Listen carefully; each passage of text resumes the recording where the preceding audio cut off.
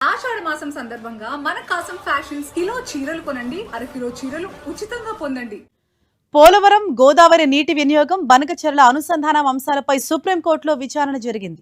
తెలంగాణ వేసిన పిటిషన్పై జస్టిస్ విక్రమ్నాథ్ ధర్మాసనం విచారణ చేపట్టింది. ఏపీ ప్రభుత్వానికి నోటీసులు ఇవ్వాలని, ఇంజెక్షన్ ఉత్తర్వులు ఇవ్వాలని పిటిషన్లో కోరింది. తెలంగాణ ప్రభుత్వ అభ్యర్థనను సుప్రీంకోర్టు నిరాకరించింది. ప్రధాన పిటిషన్లో లోపాలు ఉన్నాయని ధర్మాసనం పేర్కొంది. దానికి సంబంధించిన బ్రేకింగ్ న్యూస్ మనం చూస్తున్నాం. పోలవరం గోదావరి నీటి వినియోగం బనకచెర్ల అనుసంధానం అంశాలపై సుప్రీంకోర్టులో విచారణ జరిగింది. తెలంగాణ వేసిన పిటిషన్పై జస్టిస్ విక్రమ్నాథ్ ధర్మాసనం విచారణ చేపట్టింది. ఏపీ ప్రభుత్వానికి నోటీసులు ఇవ్వాలని, ఇంజెక్షన్ ఉత్తర్వులు ఇవ్వాలని ఆ పిటిషన్లో కోరింది. తెలంగాణ ప్రభుత్వ అభ్యర్థనను సుప్రీంకోర్టు నిరాకరించింది. ప్రధాన పిటిషన్లో లోపాలు ఉన్నాయని ధర్మాసనం పేర్కొంది.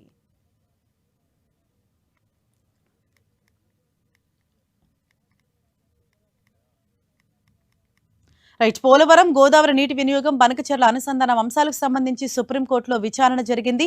దీనిపై మరింత సమాచారాన్ని ఢిల్లీ నుంచి మా ప్రతినిధి గోపి మనకు అందిస్తారు. గోపి, బనకచెర్ల ప్రాజెక్టు పైన ఆంధ్రప్రదేశ్ కు నోటీసులు ఇవ్వడానికి సుప్రీంకోర్టు నిరాకరించింది. నిబంధనలకు విరుద్ధంగా తెలంగాణ పిటిషన్ లీస్ట్ అయ్యిందంటూ కూడా సుప్రీంకోర్టు ధర్మాసనం అభిప్రాయపడడం జరిగింది. అయితే ఒరిజినల్ సూట్ విషయంలో నిబంధనల ప్రకారమే విచారణకు రావాలని జస్టిస్ విక్రమ్నాథ్ ధర్మాసనం తెలపడం జరిగింది. రిజిస్ట్రీ రూల్స్ ప్రకారం తెలంగాణ ప్రభుత్వం ఛాంబర్ జడ్జి ముందు పిటిషన్ దాఖలు చేయాలంటూ కూడా ధర్మాసనం సూచించడం జరిగింది. అయితే ప్రతివాదులకు నోటీసులు ఇవ్వకుండా బెంచ్ ముందుకు విచారణకు రావడాన్ని కూడా ధర్మాసనం తప్పుపడడం జరిగింది. అయితే అంతవరకు ఏపీ ప్రభుత్వానికి నోటీసులు ఇవ్వాలంటూ కూడా తెలంగాణ వాదనను కూడా పట్టించుకోకుండా ఈ యొక్క తీర్పునైతే ఇవ్వడం జరిగింది. పిటిషన్ లో అనేక లోపాలు గుర్తించాము కాబట్టి మరోసారి నిబంధనలకు అనుగుణంగా పిటిషన్ ను దాఖలు చేయాల్సిందిగా కూడా ఈ సందర్భంగా సూచించడం జరిగింది. అయితే ఆంధ్రప్రదేశ్ ప్రభుత్వం నిర్మిస్తున్న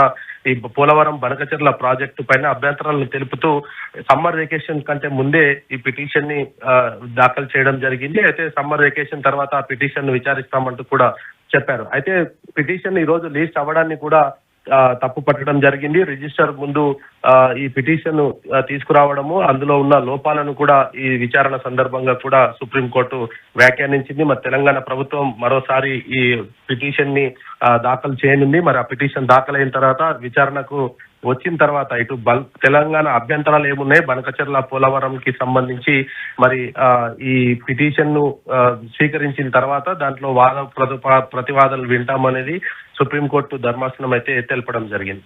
రైట్, థాంక్యూ గోపి.